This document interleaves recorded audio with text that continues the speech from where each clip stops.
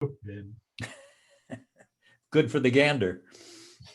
Yeah, it's in Uganda. And your adoring fans will start flowing in now. Ben, you got any snow on the ground up there yet? No, not yet. It's beautiful actually. The sun is shining. It's I don't know, 45 degrees. It's not tropical by any means, but it's nice. You can go out for a walk or whatever. Snow will be here soon enough. So yeah, we will get some. Tom, Ready. how do we get to see who the participants are? Do they have their names on the board? On the chat, you will open up your chat. Yep. You should see that your friends flowing in there. In fact, give them a wave or a high five. Welcome them to the program. Okay.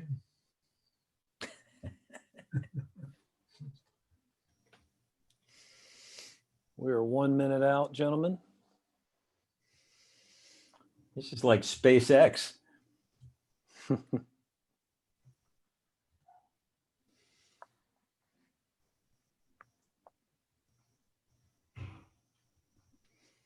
Leo Sidran, Great. Stu Leviton. Yeah, Stu. It ought to be a Joseph. great crew.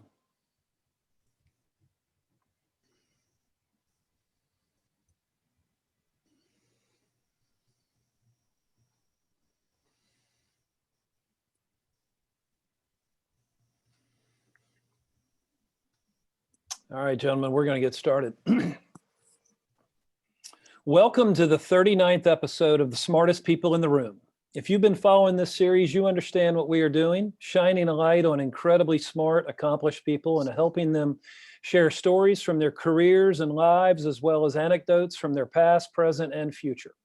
Today, I am pleased to welcome two of the most interesting and talented guests we've ever had on the program, and these two also have the most well-stamped passports of any of our previous guests, as they are both global players in their respective areas of the music industry. Before we get started, let me take care of some business. First, to the audience, please feel free to introduce yourselves in the chat window. The reason we do these webinars is twofold. First, we want to showcase really smart people and the amazing work they do day to day in the music industry. But the second reason is a bit more nuanced. Many of you know that I am a music industry headhunter. By definition and function, I help people connect with companies. In this series, my goal is to help you make more connections, and I invite you to take full advantage of that opportunity. Specifically, I invite you to engage with the speakers and the other attendees in the chat of the Zoom. Please introduce yourselves, say hello to your friends, and make some new ones. And ask questions of our speakers. We will try to address as many of those as possible during the interview itself.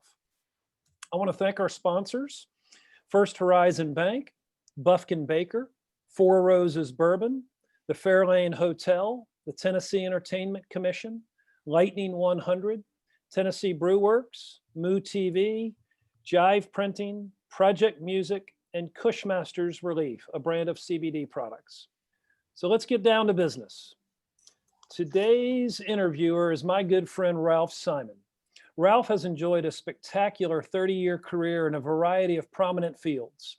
Music industry visionary who co-founded major indie label leader Zamba and Jive Records, signed talent, grew a globally successful music publishing company, managed some of the world's top record producers, was EVP at Capitol Records and Blue Note, and foresaw the potential of mobile phones and social media very early on. One of the founders of the global mobile entertainment and mobile social media industry, and popularly known as the father of the ringtone. His reputation as a distinguished interviewer and moderator in the US and around the world with a captivating interview style consistently attracts plaudits. He correctly predicted that the future belongs to the screenagers everywhere who run their social media lives, music, streaming, and connecting on their mobile phones. He's currently developing an exciting new music series for TV and social media called The Virtuosos. He's founder and CEO of Mobilium Global, the international cool hunters and startup investors. Based in London, Ralph maintains long-standing links with the USA and globally. He's a fellow of the Royal Society of Arts in the UK and a member of the Recording Academy in the USA. Welcome, Ralph. Thank you very, very much, Tom. Great to be here, and great to be here both in Nashville and in London, and also with our special guest today all the way from Madison, Wisconsin. It gives me infinite pleasure to welcome someone who is one of my all-time heroes, a musician and an author and a thespian of grand note. Would like to welcome Ben Sidran. Ben, welcome, welcome, welcome to the smartest people in the room. Well, Ralph, thank you very much. It's a joy to be here with you, man. And I look forward to the next 60 minutes. It should be fun. It should be fun. And Ben, you're sitting in your workroom, your composing room in Madison, Wisconsin, right? Right, right. So Ben, we've got a really interesting journey we want to make during this particular session today to show people some of the things that you've done over a career that has spanned many, many years. But the interesting thing about you, Ben, is you don't stay in one spot for too long because you always like to be right on the bleeding edge of the leading edge. And but one of the things we'd like to start off with is to also show some of your musical chops.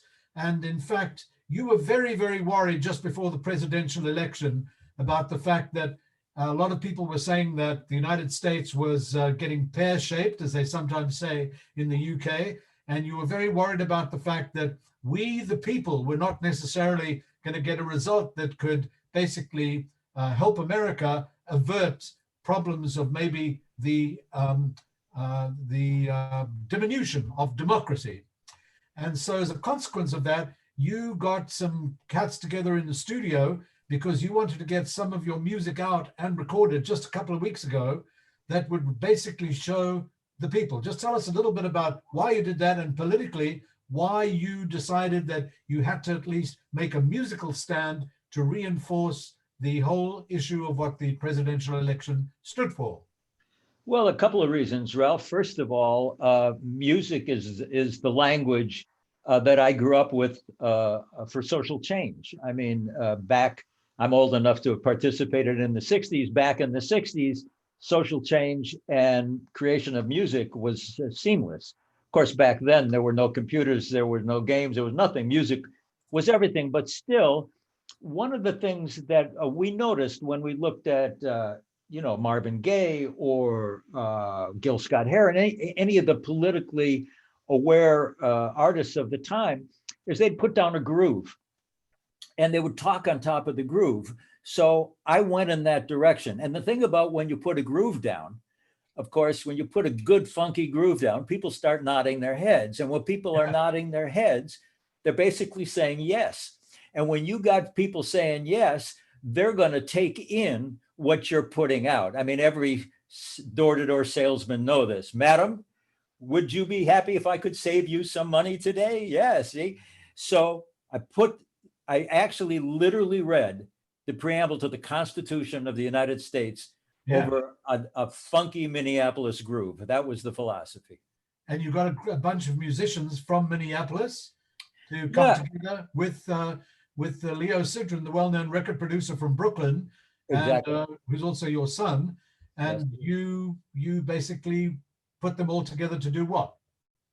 Well, to record this song that I had written to essentially reaffirm the fact that politics starts with the population, that we the people have the power to shape our own future and to reframe that in a popular way, to take it out of the rooms of CNN or Fox or MSNBC and put it out there where people hang out on the internet.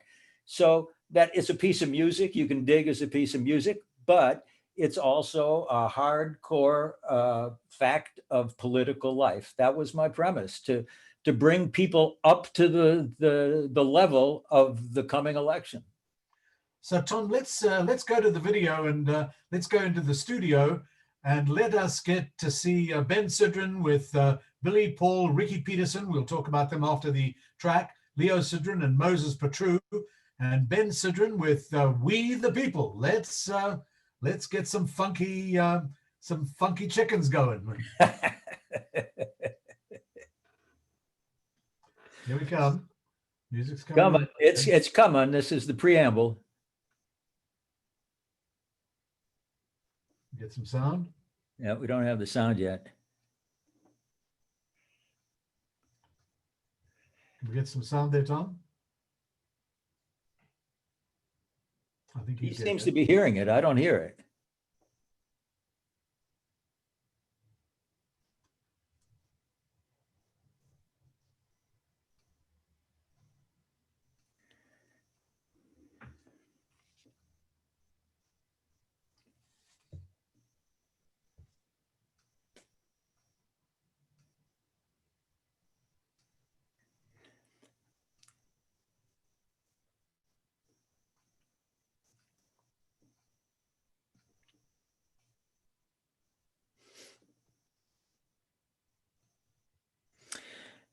Yeah, Tom is hearing it, but we're not hearing the sound yet. Here we are, Tom. Great. So I hope everybody got to hear that, because Ben and I didn't seem to get the sound on that there. But, you know what, guys? I apologize. I had it muted. Let's start that over. That is such a Okay. great start. I apologize. I muted myself out. I didn't realize. Okay, good. We'll take it back again. So let's do take two. Ben, get your musicians going, and let's hear some grooving music here.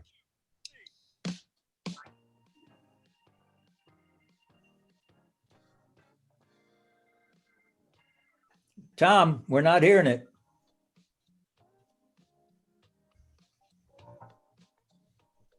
Now we the people, in order to form a more perfect union. Still can't hear that. It's very soft. It's very soft. It is quiet. all the way up. Unfortunately, turn it up on your computer. Apologies. I'm gonna play. Ralph, No. can you hear it okay? Establish justice and Now I can. tranquility, provide for the common defense, and promote the general welfare and security. The blessings of liberty to ourselves and our posterity do ordain and establish a constitution for the United States of America. Because we the people, we the people, we are the people, we the people. It ain't no lie if it's true. Ain't no me, ain't no you, ain't no red, white, and blue. It's just people. We the people. Ain't no up, ain't no down, ain't no loss. There you go, There we are, Ralph. Tom. I think the sound is I think some of the people that are watching the session are saying they can hear it very softly. So hopefully we can crank up the volume on some of the other terrific stuff we'll be showing during this particular session. But Ben, just tell us, the Peterson brothers who played on there with you, these are musicians you've been playing with for many years. They come from Minneapolis. Did some of them play with Prince in Paisley Park? Oh, absolutely. I discovered Billy and Ricky Peterson quite some time ago, back in the 80s. I mean, even before Prince was taken off. As a matter of fact, the first day I met Billy Peterson at a studio in Minneapolis, across the hall in the next studio, Prince was there cutting his Warner Brothers demo. And the engineer at the time invited me in. We didn't exchange words, but I mean, there was a hotbed there. Minneapolis was a hotbed at the time. And the Peterson brothers were part of the Peterson family, a legendary Minneapolis music family. Ricky went on to work with Prince. He produced The Most Beautiful Girl in the World. And then, of course, he's went on after that. He just came off of the Fleetwood Mac tour, and he played with a lot of great musicians. Billy, the bass player, has traveled the world with me for the last 20 some years. We've been all over 2 or 3 times. Younger brother Paul, likewise, has played bass with, literally dozens of pop artists. So this is maybe the first family of jazz in Minneapolis.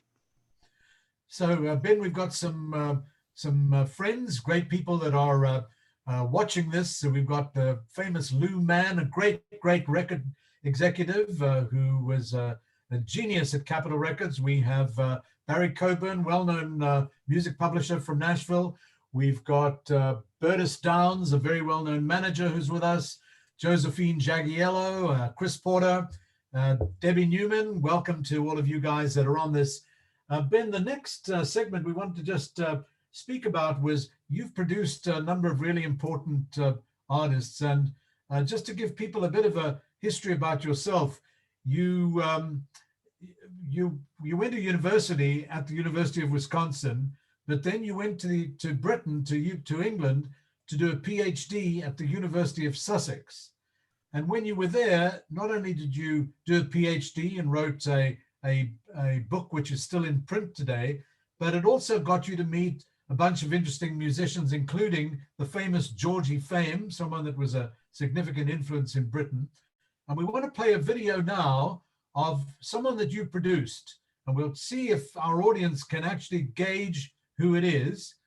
So let's go to this second video, please, Tom. Let's crank up the volume of those 4 individuals that you can see in that. Ben, you can tell us about this once we've gone through this clip. So let's roll the video.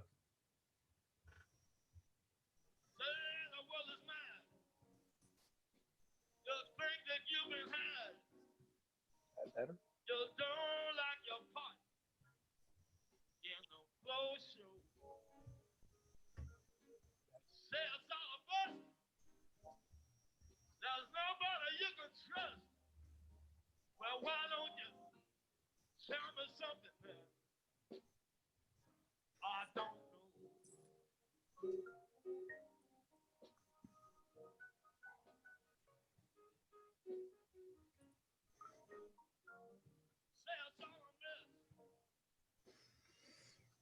$7 gas. Out there, who will deliver that next? Low blow. Suffer from the string. You don't take pain. Tell me something there. I don't know. Tell me how you. So Ben, who was that? And just give us a little bit of background to that particular clip. Clearly Van Morrison up front singing. On the Hammond organ, Georgie Fame.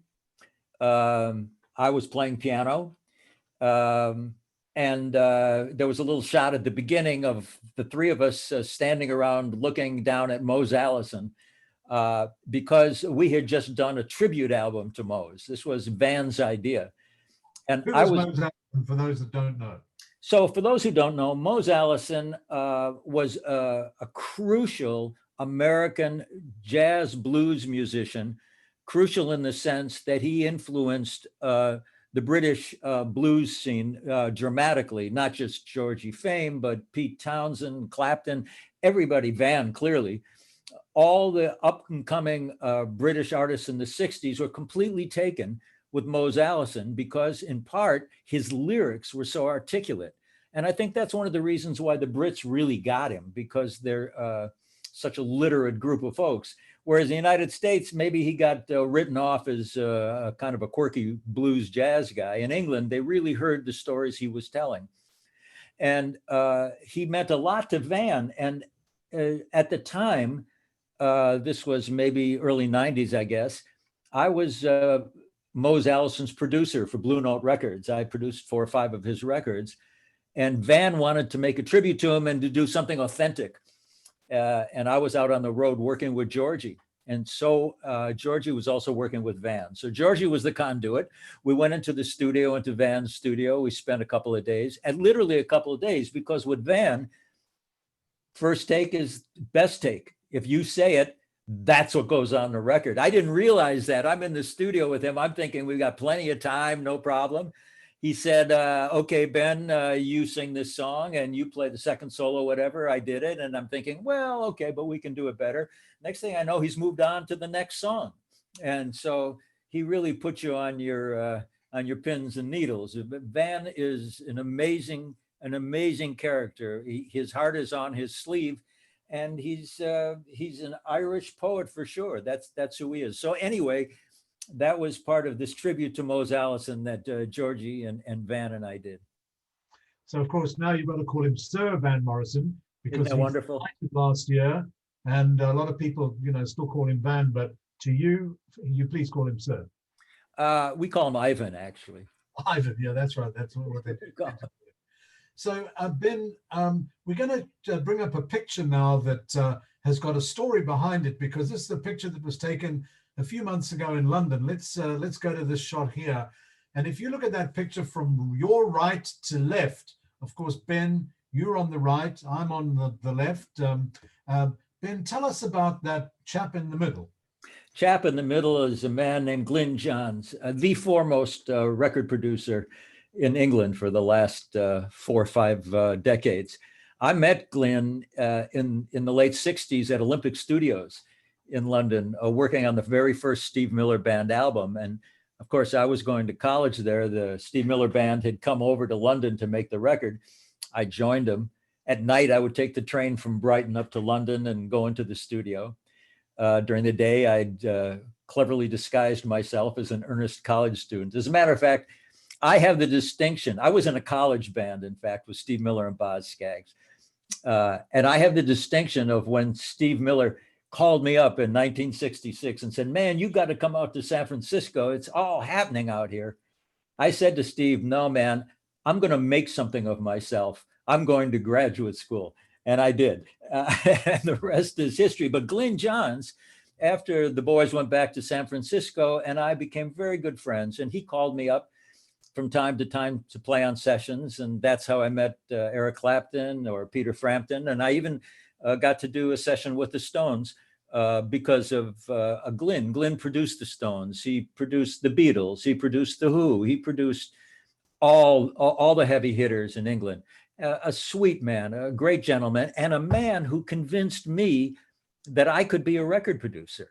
I sat in the control room with Glyn many, many hours, and watching him, I saw that to be a producer, really, you need to have a musical sensibility, you need to have an opinion, and you need to have a way to make people be the best that they can be. So you have to have a way of inspiring confidence. And that's what Glyn did. When he was producing, you knew wherever he led you, it was fertile territory. So that's Glyn Johns, and we all had dinner together not too long ago. And Ben, the interesting thing about Glyn Johns is that when people think of the Eagles, I don't know how many of those of you that are watching this session right now will realize that Glyn was really behind helping get that Eagles sound. He did the same with all of the very central albums by The Who, Pete Townsend, and the band really swore by Glyn. He did some of the best albums by the Rolling Stones, Paul McCartney, of course, some of the best of Eric Clapton. He's a genius when it comes not just to acoustics and to sound in the studio, but a fantastic guy with a very broad kind of creative sensibility. Ben, would you say that musicians just felt they were in safe hands when they worked with Glyn? Absolutely. So at one point, Glyn and I shared a house together in Los Angeles when he was starting to heat up in LA. We rented a house together in the Hollywood Hills.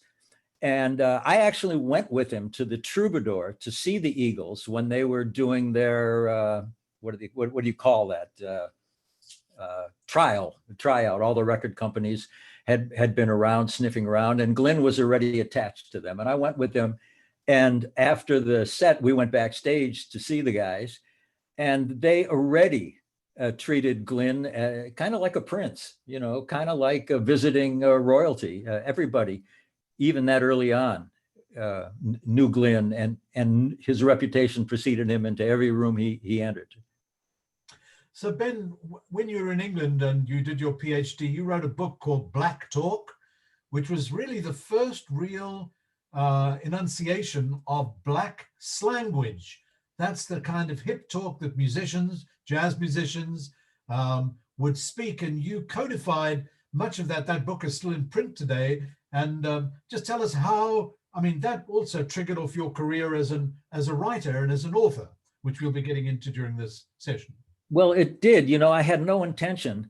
Well, I had no intention of doing anything at all, frankly. The whole, the whole career is one foot in front of the other.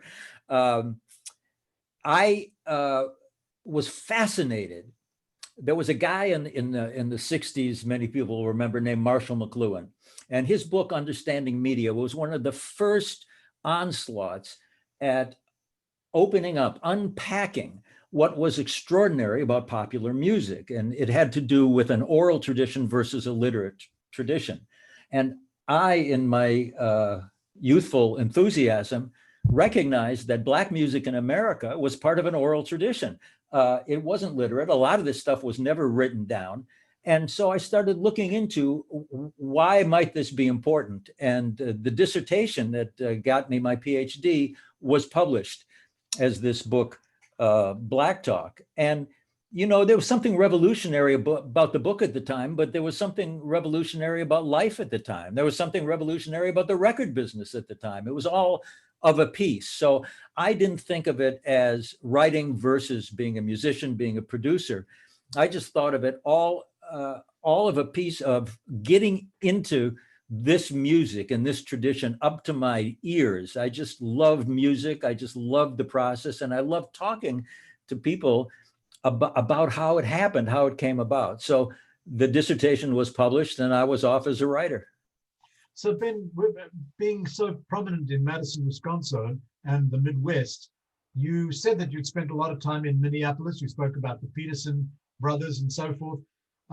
Tell us a little bit before we go into our next segment about what it was like working at Paisley Park, because I think other than Prince and his band, an incredible band who were basically on call and on duty for 24 hours a day, really, with Prince, because he was so demanding of their time and their musical performances. Why did you spend time in Minneapolis, and give us some kind of sense of what kind of scene that it was at Paisley Park? Well, Ralph, that cities have their moments. When I was going up to London in 1967, London was the musical center of the world. Similarly, LA in 1971 was then the musical center of the world. Everybody was there. Minneapolis in the early 80s was the musical center of the world. And in each case, if you were there early enough, nobody had any airs about them. I mean, when we were doing the sessions in England, I mean, you'd have a tea break and you'd go into the tea room and there would be Eric Clapton or there would be Charlie Watts or something. It was very fraternal and people would share things. And Minneapolis was like this in the 80s. Prince, of course, had blown up or was about to really blow up and had built Paisley Park. But the scene in Minneapolis was so extraordinary. And I think in part because, it was kind of isolated up in the top of the country. So every musician, and there were great musicians, all played with each other. So Prince, for example, was actually a jazz fan as well as a blues fan and a funk fan. I mean, all kinds of music were considered. And I started going up to Paisley Park specifically because the guy who was running it for Prince, a guy named Tom Tucker, was a fan of my music. And so I spent months there, not just recording my records, but producing records. I produced a record there for Phil Upchurch, the great guitar player, that had, we brought Shaka Khan in and Oscar Brown Jr. and Les McCann. We did a record called Whatever Happened to the Blues, or we cut a record there with Ricky Peterson, his solo record, where we brought in people. We brought people into Minneapolis as opposed to going to one coast or the other. There was something about being in Minneapolis. It was like being close to the fire. It was natural. There was no hype. You'd go to the studio, you'd see Prince. Prince would be walking. Matter of fact, one time I walked out of Studio B, which is the smaller one. A is where Prince would work if he was in town.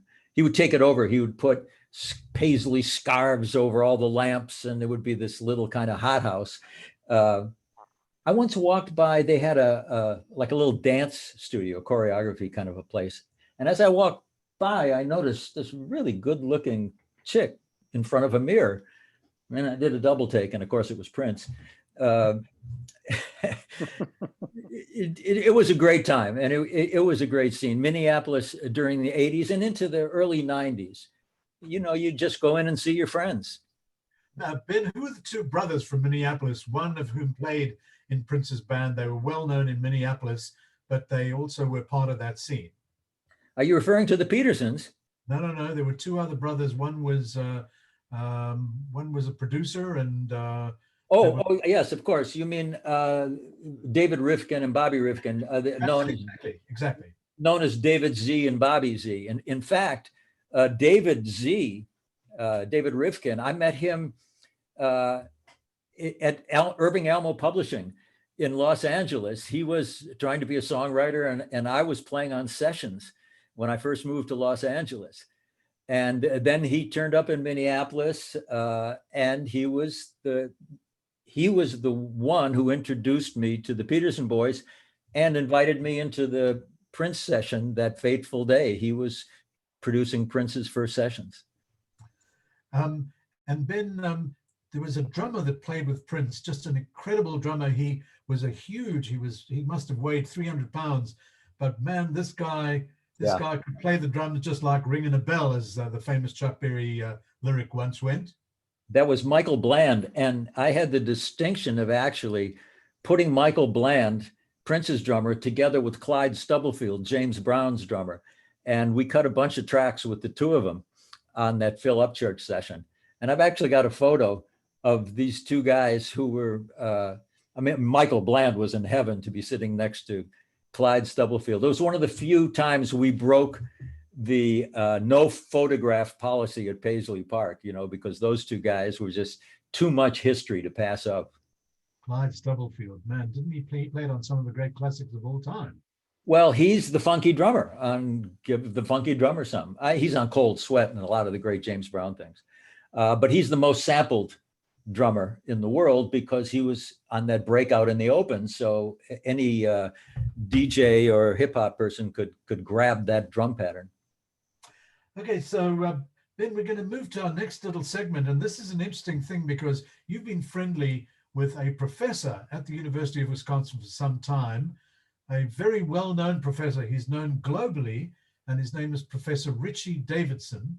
And Richie is a neuroscientist who basically examines good brains. So not, for example, damaged brains, or maybe when someone's got an injury, but he would be trying to find out, as an example, if you meditate, will that improve your brain function? As a creative, if you're a musician, what is it that gives you that creativity that allows you to come up with that great riff, that great feel, that great thinking? So just give us a little bit of background. Let's just move to just before we shoot. Oh, that's Richie Davidson there, right, Ben? Yeah, that's Richie on screen right and me on screen left. And we were doing a presentation called The Present Moment. And, the whole idea of meditation is to bring one into the present moment.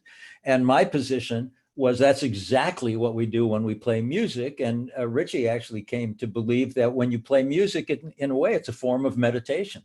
But Richie and I are friends, and we've had many, many discussions about well-being and how to achieve well-being. So his institute here is connected to Healthy Minds. He's actually a colleague of the Dalai Lama, and the Dalai Lama has, what's the word, where he's been told to go out and explore, not, as you say, damaged brains or unhealthy people, but healthy people. What can we do to be healthier? What can we do to be happier? And how does that interact with creativity? So that's what this is about. Okay, so let's go to the clip, please, Tom. And this is an interesting one that has a look at Richie, and we've got two short clips to show you that will tell you the story. I'm going to try to play this without my headphones. Maybe it'll be louder, okay? Very good.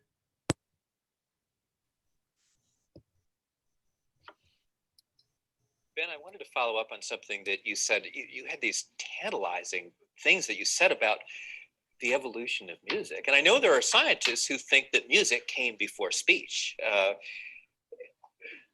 what do you think the first kind of music was that our ancient ancestors, those hominids, tens of thousands of years ago, made?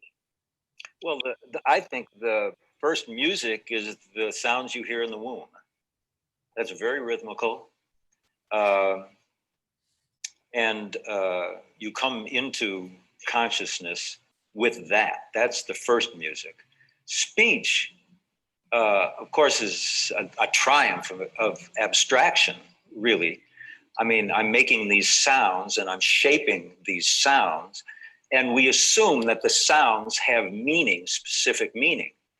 But linguists, for example, Wittgenstein, was very clear when he said that the meaning of a word is its use, that a word doesn't carry meaning like a rail car carries coal, right? There's not specific meaning, that it's in the experience of making these utterances in the context of our mutual experience that meaning is transferred. So back to what is the first, how does music relate to that? I think music probably was this is my crazy belief, was one of the first organizing systems of sound into meaning before it got totally abstracted into phonemes and verbs and nouns. Interesting, Ben. I mean, what you said about the origins of music and how it affects you, of course, womb with a view and all that stuff, very interesting. Tom, can we go to the next clip, because this is also, it kind of adds to this whole notion of what the brain actually does.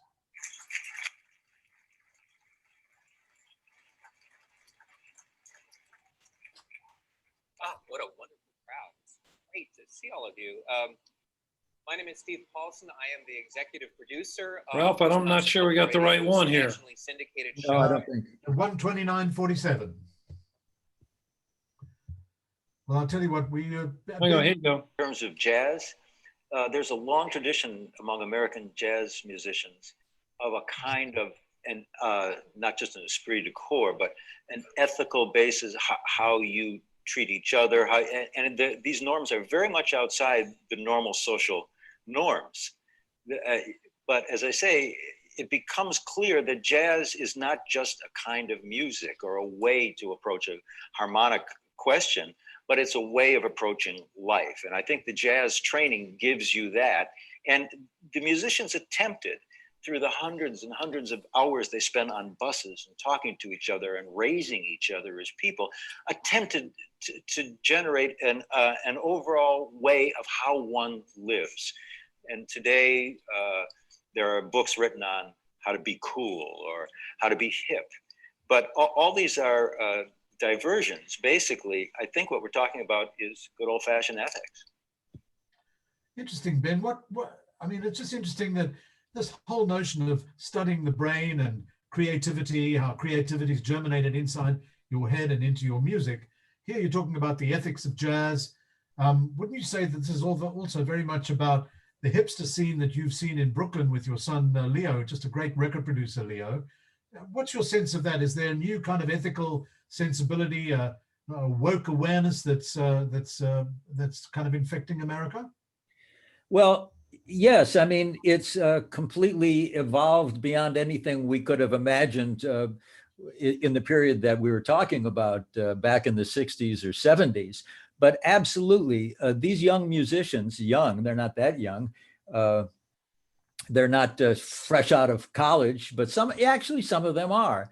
And they're dedicated and searching for the same meaning through the music that not only we were exploring, but I think has always been explored through music. You know, one of the interesting things, and it's not that different from the scene in Brooklyn today, but if you go back 40,000 years ago, and this is what's so amazing, in the caves, the caves of Lascaux, where there's painting on the walls, they also found musical instruments on the floor. They found flutes made out of bird bones. And the amazing thing is that these flutes were tuned to the pentatonic scale. The pentatonic scale is the blues scale.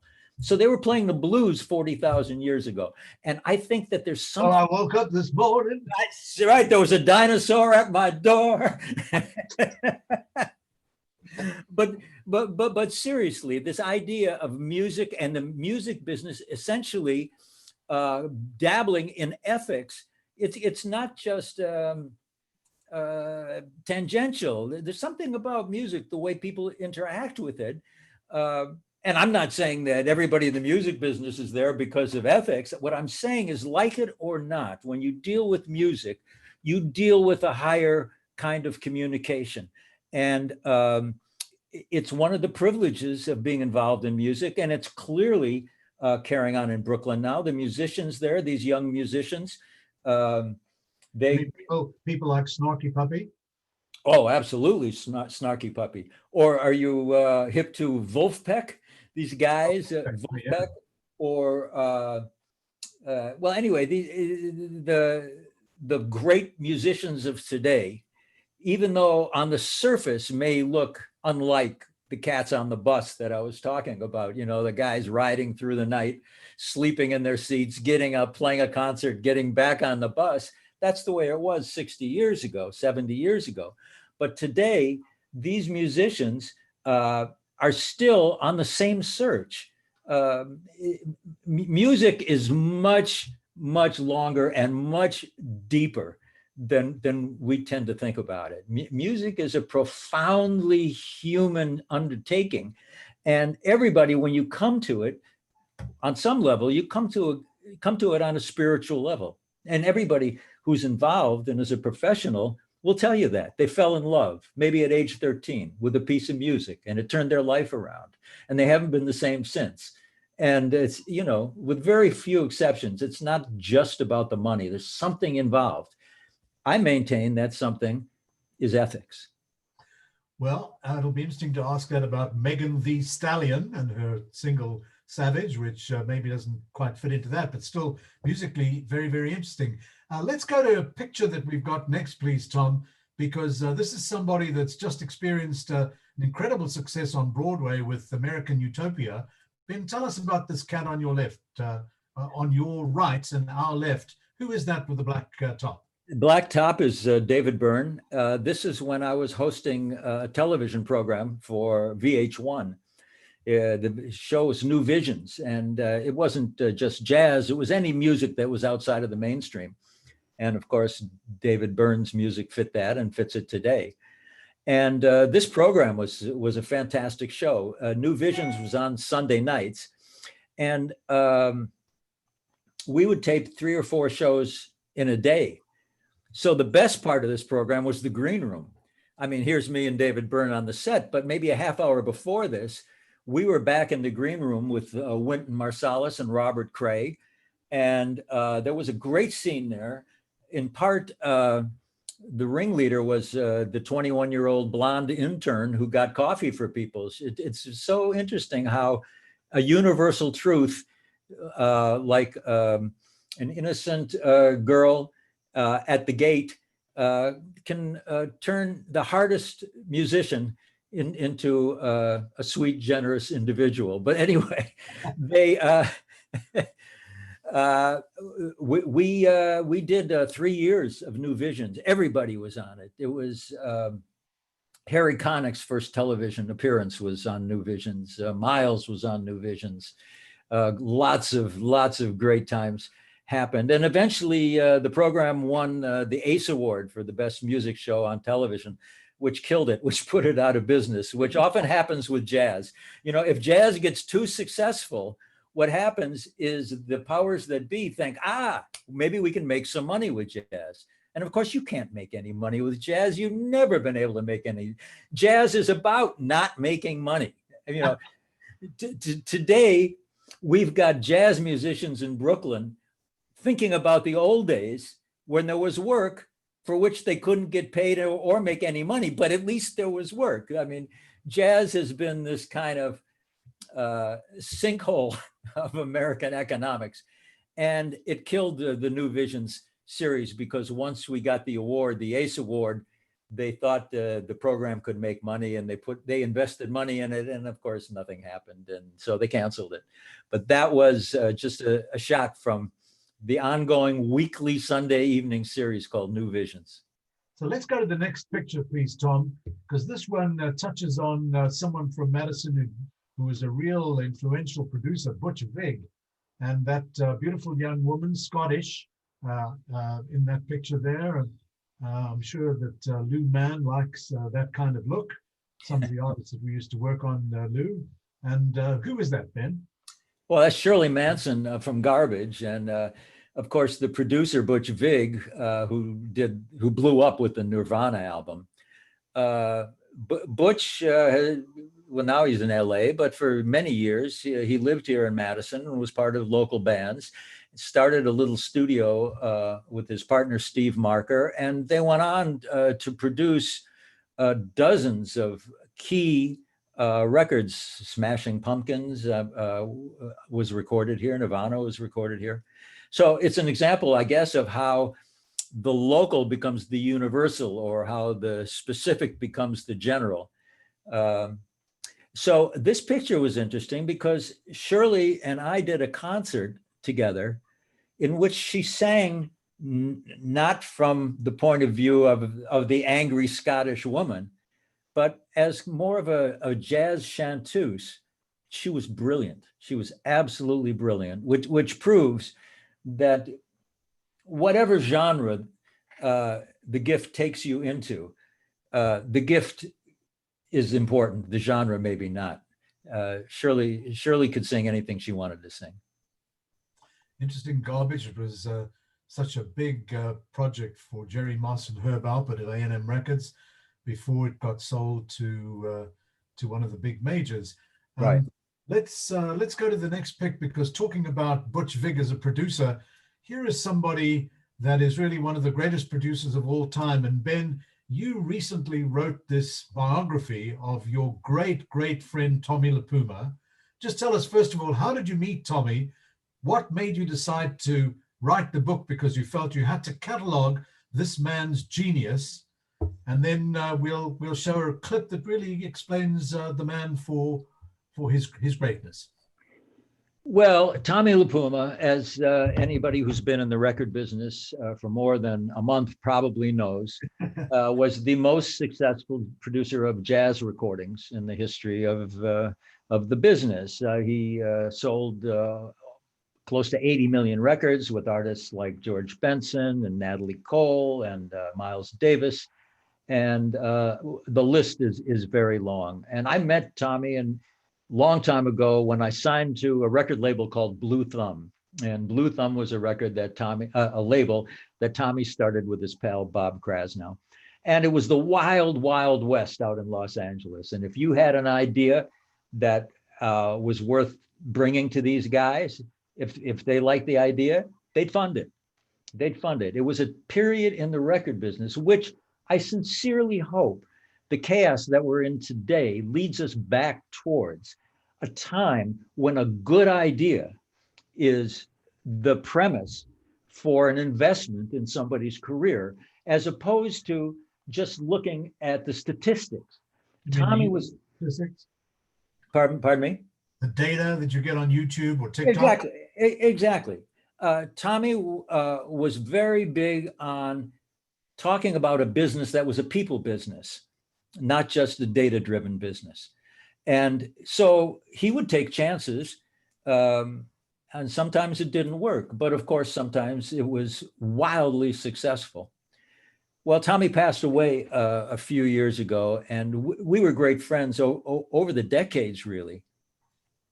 And when we started, this is interesting. When we started in the business, Tommy is a bit older than I am, but making records was all about capturing music. That is, we would bring artists into a studio and record them, and we would try to be as faithful to who they were in public as we could be. It was a document. It was a living document. But by the end of the 70s, the business had turned into manufacturing music. That is, we'd bring artists into the studio, create the music there, manufacture the music there, and ship it out. And then the artist would have to go around trying to recreate what was manufactured in the studio. And this transition from captured music to manufactured music was a real inflection point in the business that we all love, because it changed everything. It made music subject to all the data and all the magic of marketing and all the things that now we're up to our ears in, but we're still reliant on somebody creating something that we can capture. And that's what Tommy did better than anybody. He created a mood in the room that brought out trust in the artists, very similar to when we were talking about Glyn Johns. The difference being Tommy, his story is partially remarkable because he grew up in Cleveland as a barber, the son of a bootlegger, who played tenor sax on the off night, who was so determined to get in the record business that by hook and by crook, he did it and he got to the top. It's a wonderful story. I mean, one generation from a dirt path in Sicily to the red carpet in Hollywood. Wow. So let's go to the video, because I think this adds to the story. So let's crank up the sound. There's Diana Krall and Natalie Cole.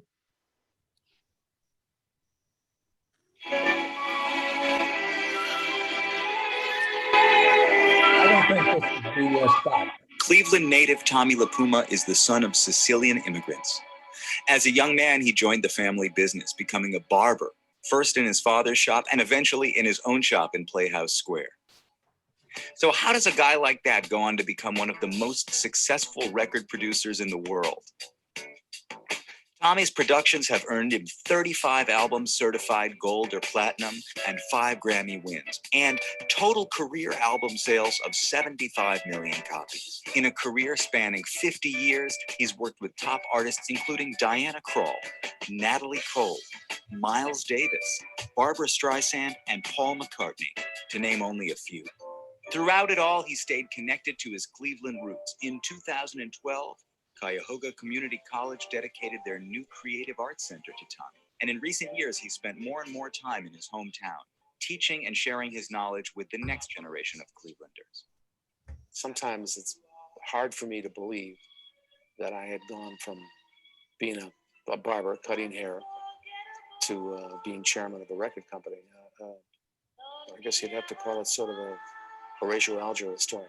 The important thing, though, to me is that it wasn't just the work and the success, but the experience and the places that it brought me and the things that it ultimately ended up bringing into my life.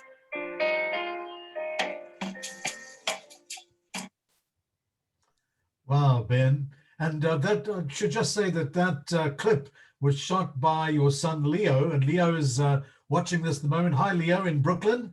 That was just really just so copacetic with what you had said, Ben. He really had that special secret, well, not so secret, public source. Yeah, well, he was a record man down to his socks. You know, this business of ours, this recording business, is a very special case of a very special case. It's communication, of course, it's entertainment, of course, but it truly is, well, and you can point out artists who are not of a piece with what I referred to as ethics or whatever, but the discussion is such a human discussion that we're all involved in, that regardless of the changes of time and fashion, we're very lucky to be involved in this conversation with other people who have chosen, despite conditions, to feel good, because that's what music's about, making people feel good. And Ben, you were driven to write that book on Tommy because you wanted to at least make sure that there was some way to capture that special spirit that in turn yielded some incredible music that has really touched people's lives all over the world.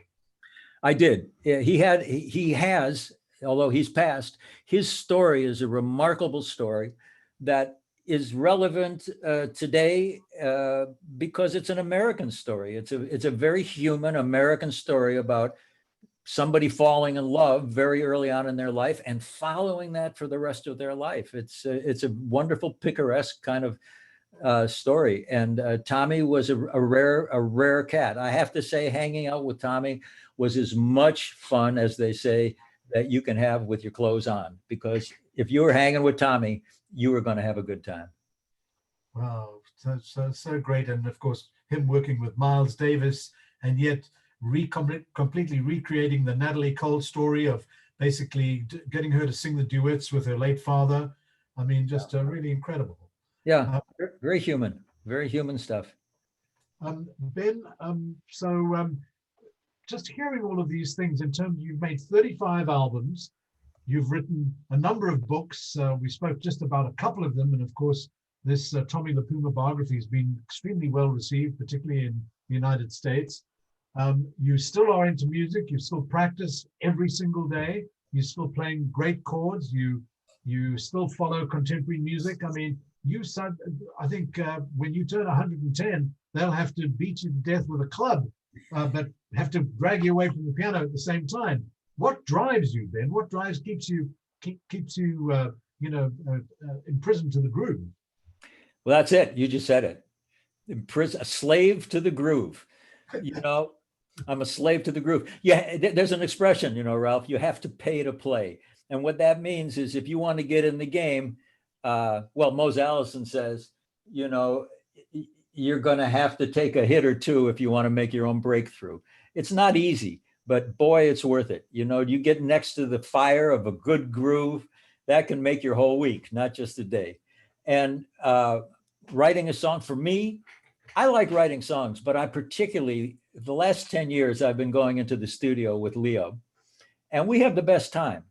I'm fortunate in that Leo and I have been hanging out now for 40 years, literally. I mean, the conversation we have tomorrow is a continuation of the conversation we had 30 years ago when we were in London having lunch with you.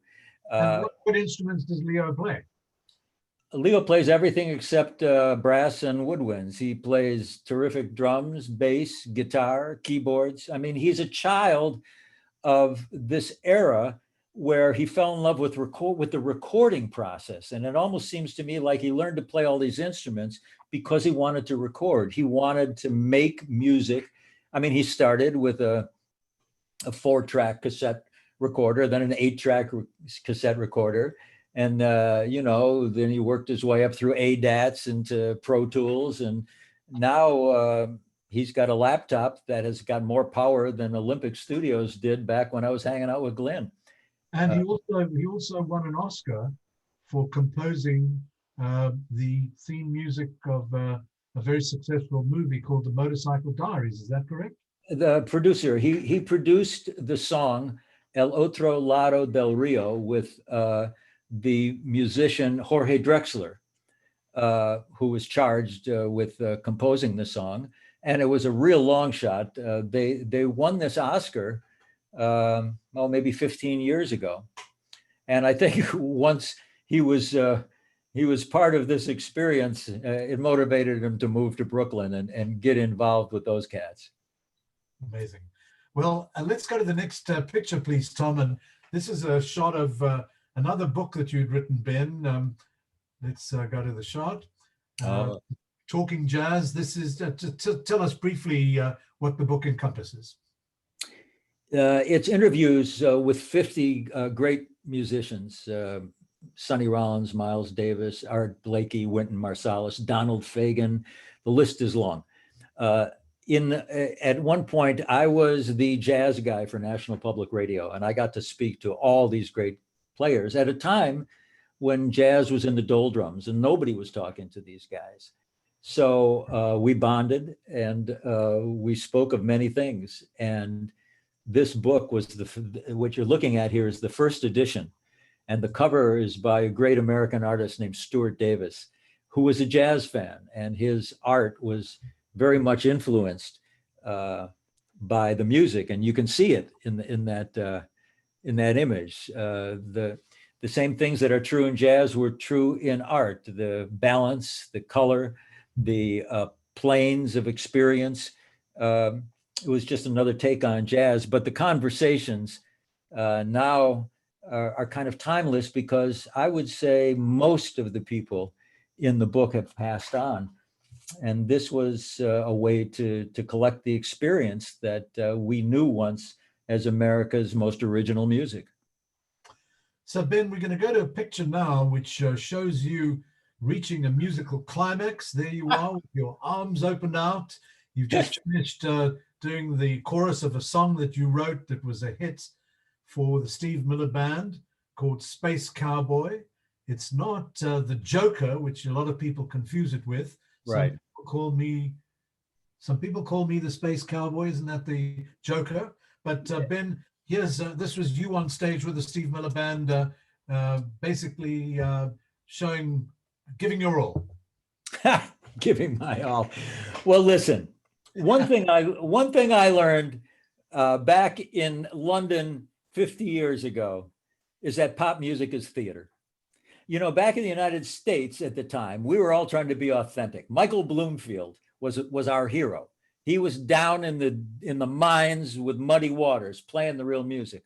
But when I got to London, and I was talking to Glyn Johns once, and I was saying to him something about, well, that's commercial music. He brought me up short. He said, well, what's wrong with commercial music? He said, if it's not commercial, nobody hears it. So the Brits have always taught us that pop music is a form of theater, right? Music hall stuff.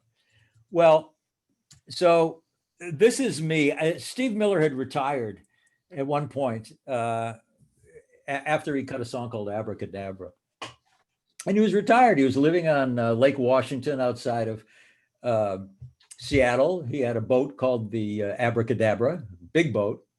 And that's what he was doing. And I was playing in Seattle at a jazz club and for a 2-week run. And Steve came down every night with his guitar and sat in. And at the end of the period, he said to me, you know, I owe Capitol Records one more record on my contract. I wonder if you can help me do this. He had kind of run out of ideas. So we made a record together, and it was kind of a jazz bluesy record. And we went out on tour. And when we got on tour, it was discovered that during his retirement, millions of people bought the Steve Miller's Greatest Hits CD. It was mid-price. It was a mid-price CD. So kids could buy it. And, you know, Steve Miller, when I played with him, had originally the best fraternity band in the world. That was actually his goal. He was a fraternity boy. He loved the fraternity parties. And that band, that aesthetic goes to this day. He still has the best fraternity band in the world. And this is me on stage in front of 20,000 people playing Space Cowboy with my old partner in crime, Steve Miller. And it's a form of theater, but I love it. I mean, you would never see a jazz musician do something like this. But in the chorus of Space Cowboy, if you're not doing something like this, you're doing it wrong. So Finn, unfortunately, we're almost beaten by the clock, but this is a great segue for us to actually roll out with a little bit of Space Cowboy. Tom, thanks to you for having Ben. Ben, what a treat to get you in from Madison, Wisconsin to the world. And interesting because one of the people in the audience, Lou Mann, actually worked that record. So it's interesting seeing people that are woven into this, including people like Peggy Dold and people like Alexander Godman, Kelly Ridgway, Ashley Butala. So Ben, to you, muchas gracias. Thank you. Bahut dhanyavad. Just so great that you've been able to be one of the smartest people in the room. Tom, over to you. Let me echo those sentiments very briefly. Thank you to both of you. You clearly are the demonstration of the smartest people in the room. So thank you, Ralph, for bringing Ben as your guest. And Ben, thank you for sharing your story with our audience. I know you've created a lot of new fans today, and I wish you both safety and success and good health. And we will roll the music and wrap up the event. Thanks, folks. Thank you. Thank you, everybody. Thank you. I'm a space cowboy. Bet you are ready for that. I'm a space cowboy. I'm sure you know where it's at. Yeah, yeah, yeah, yeah.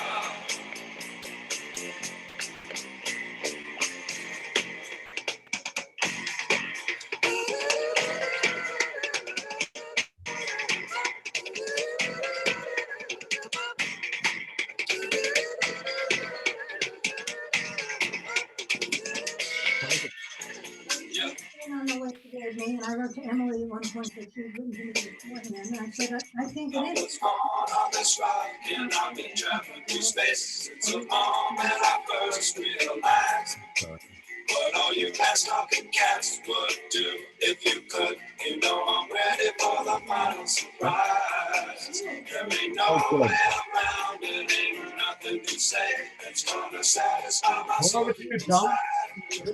All the prayers and surveyors keep the whole place tight. All it keeps on getting darker outside. I'm a space cowboy. Bet you were ready for that. I'm a space cowboy. I'm sure you know where it's at. Yeah. Hello? Hi, I'm not needed.